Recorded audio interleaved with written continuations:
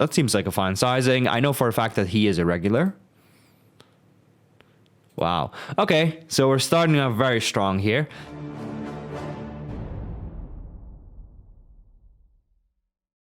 I have to admit, I don't know all of these players. Lacto raises under the gun. He raises the minimum, which is absolutely fine. And Megalo Nick, which is a nickname I don't really understand, but seems kind of cool because it sounds like a dinosaur. Sounds like Megalodon. He 3-bets 8 big blinds. I would have maybe gone a little bit smaller, but it seems fine. And Croc goes for a 2.5x 4-bet out of position. That seems like a fine sizing. I know for a fact that he is irregular.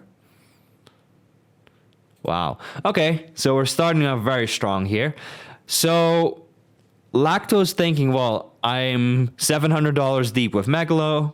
I'm, almost $700 deep with Croc. So I want to have some kind of small 5-betting range. Now, the idea is great, but they're not extremely deep. So I don't mind it, but, this could just be always aces, right? If you see an unknown player, cold click back 5-bet almost, it's often aces. Well, let's see. Lacto does rep the aces quite well. He bets around 40% pot on the flop. You could even go a little bit smaller, right? I mean, what's happening on the 9-6 deuce? Basically nothing. Maybe Croc has a hand like ace-queen of spades or something like that. Ace-king of spades. Maybe a loose hand like Jack-10 of spades. But other than that, the 9 is not a concern. The 6 and the deuce are not a concern. I don't think Croc takes this line with a hand like, 4-5 suited or 8-7 suited. So you can bet quite small here. The board is pretty dry. And Croc shoves here, putting him on a hand like queens or kings a lot. A hand where he's like, well, maybe my opponent has aces. But I'm going to find out on this run out because, it's a great run out for me. If I was ahead on the flop, if I was ahead pre-flop, I'm definitely still ahead now. Okay. Pretty spot on read on the first one. I swear I didn't look. So Lacto does have aces. Now, when he clicks it back here, does he always have aces? And does he maybe just shove all in with ace king? Maybe. You want to be consistent, right? So you want to click it back with some bluffs, like for instance, ace jack suited or ace king offsuit or whatever you have. So you don't always want to do it with aces, but okay, he has aces, fine, and Croc has ace-king suited, and he shoves the flop. I think he played his hand very well. I'll give Croc I'll give him a 9.5 out of 10. I don't really see anything wrong with his play. I'll give him an 8.5 out of 10. Just because I don't want him to, only 4-bet aces here. He's got to be a bit more tricky. And if you play at high stakes against a guy like Linus or whatnot, they're going to find those bluffs, right? They're going to find the ace-jack suited type of bluffs here. And they're going to attack you. That's why Croc gets it in. He knows he's got 2 overcards. He's got a flush draw. He blocks aces and kings. And if he gets a fold on the flop, that would be fantastic. So, yeah, pretty good play by both of them. So we've got another min raise today. And the 3-bet to 10 bigs by Luckbox, you can go a little bit small if you like. You can even go larger, it's fine. You don't want to give your opponent too good of a price to play in position. And this Jack 5-4 is a pretty good board for both of them. I imagine that the button is going to have some sets. He's going to have some flush draws. He's going to have some straight draws, some overcards, whatnot. At the same time, Luckbox is going to have a lot of those hands as well. Luckbox probably doesn't have many low sets, though, but obviously he has jacks and, he has queens, kings, aces. So he decides to go for a 2/3 pot bet. So he's probably going to have some checks in his range, which actually makes a lot of sense. This 5 is, it's not the scariest card ever. Duel can have maybe like ace-5, 5-4, 6-5. That's about it. So it's not the scariest card ever. Maybe he's got like 7-5 suited or 8-5 suited, but, most people don't call that. So Luckbox thinks, well, there's a lot to protect against, right? The flush draw, the overcards. I'm just going to make a big bet. The 6 doesn't matter a whole lot. I guess Duel could have 8-7 of diamonds. I guess Luckbox could have all of the 8-7s. Maybe Duel can have 6s. I don't think Luckbox would bet so thinly on the turn. So this 6 doesn't matter a whole lot. So kind of surprising that Luckbox checks, right? If you've got a hand like queens or kings, you don't have the best hand every time, but most of the time you do. So Duel ends up shoving here. Okay. So, interesting play. Luckbox 3-bet with the king jack off. You know, it is a hand you can't...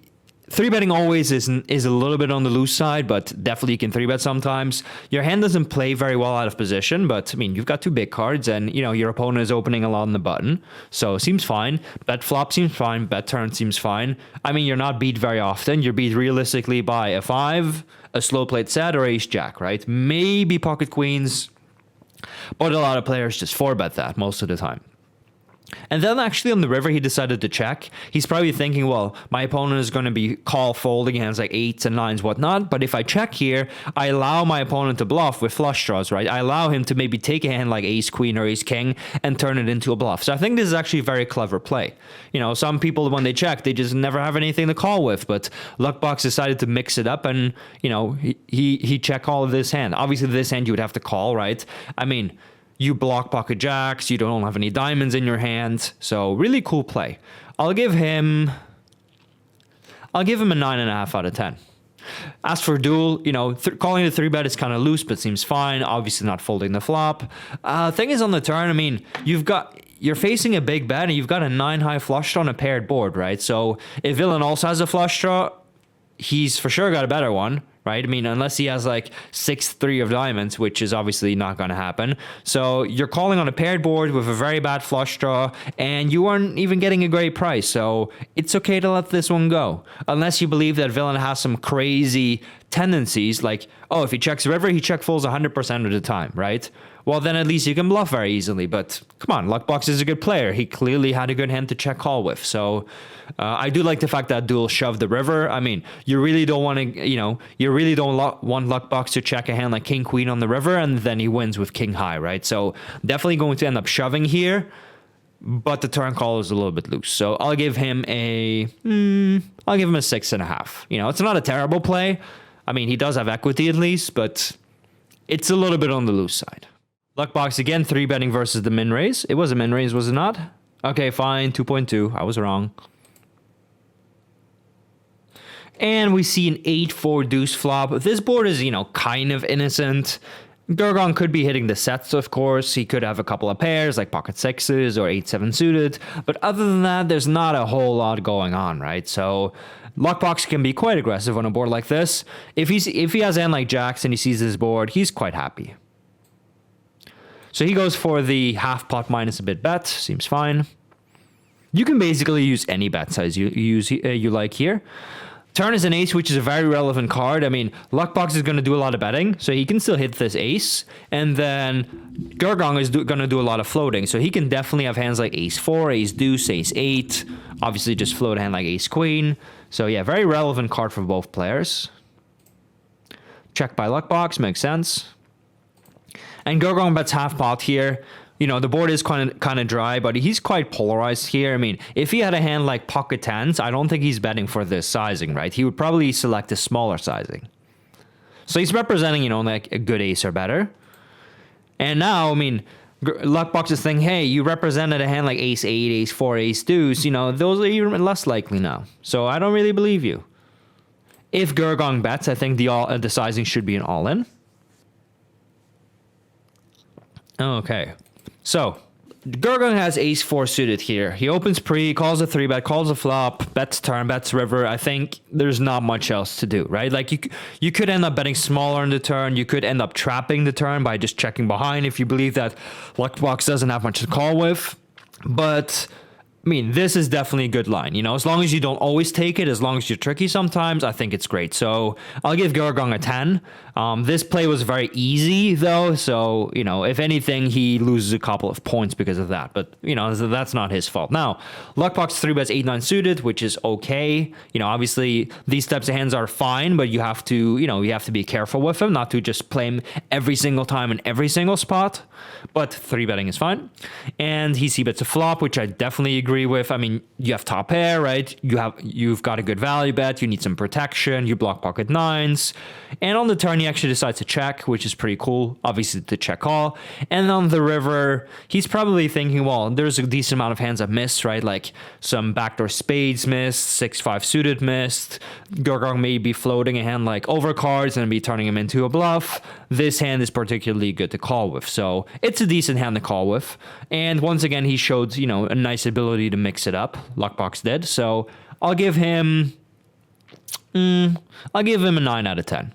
You know, maybe he can fold the river. It's kind of close. It depends a lot on the opponent, but I think it's a good play in theory. I like it. So if Pyle had to play this hand, it would probably c-bet. I mean, for sure c-bet.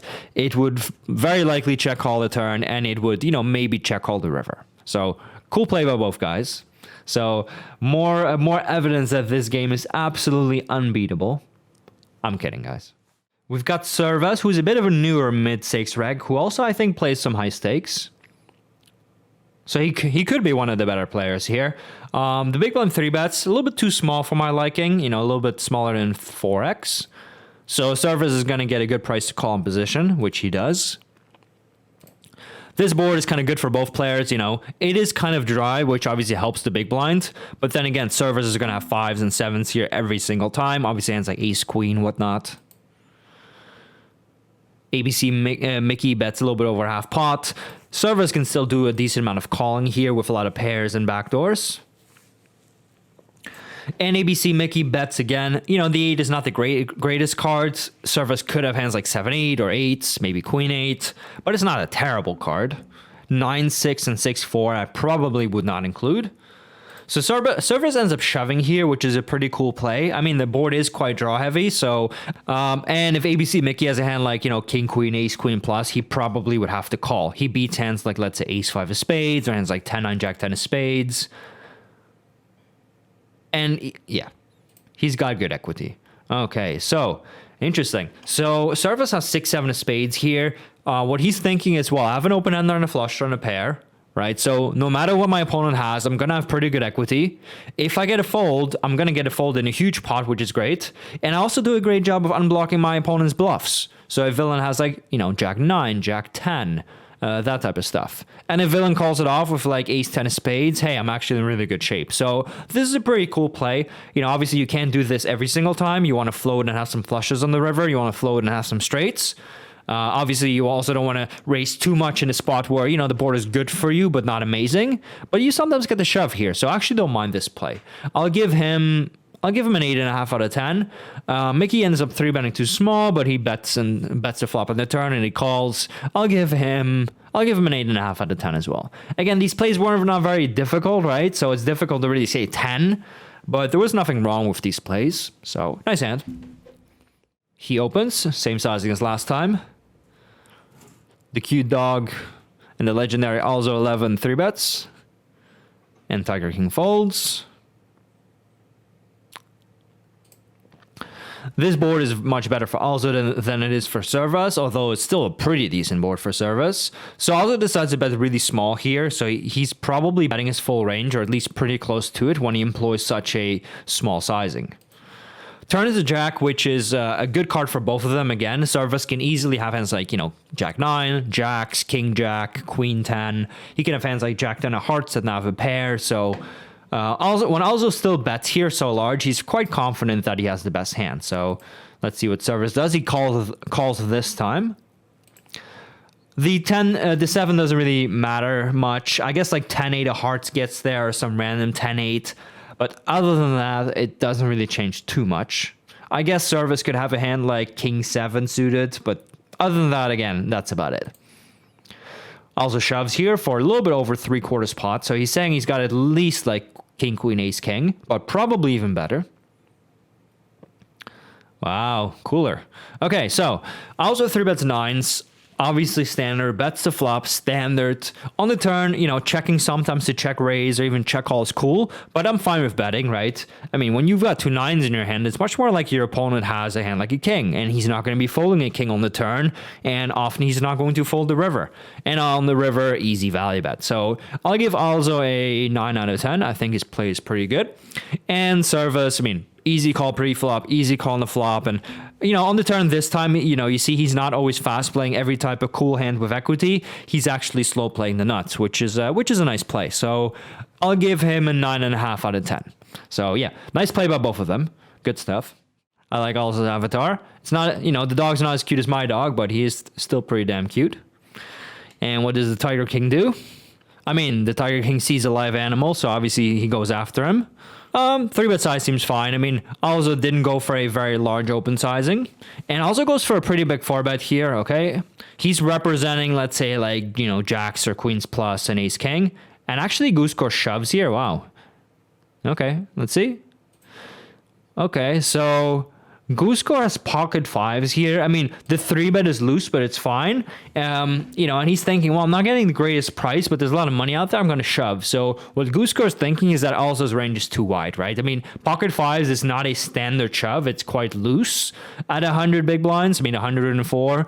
It's quite loose. So he must think like, yeah, Alzo's out of line. This guy just opens too much on the button, or he's 4-betting too much, or, you know, he's got a read on me, or he's fucking with me somehow. I'm going to shove here. So this play is, you know, I mean, Alzo had the queens this time. It doesn't really tell us much, right? I mean, even if Alzo's overdoing it, he's still going to do it with good hands as well. So, you know, this hand doesn't really tell us, like, hey, he's not overdoing it. We don't know. If Alzo shows up here with, like, you know, king 4 offsuit, yeah, he's definitely overdoing it, right? Let's say he 4-bets and goose score calls. Yeah, he's really overdoing it. But queens doesn't tell us anything. So, I mean, I guess I'll give Alzo a 10 because he didn't do anything wrong. I'll give him a 9. I'll give him a 9. But good play, obviously. 4-betting the queens, nothing special. And then goose score, I mean, I'll give him an 8. You know, this could be a really good play. This could be a really good adjustment to his opponent. But it is quite loose. So I'll give him an 8.5, actually. 8.5 for goose.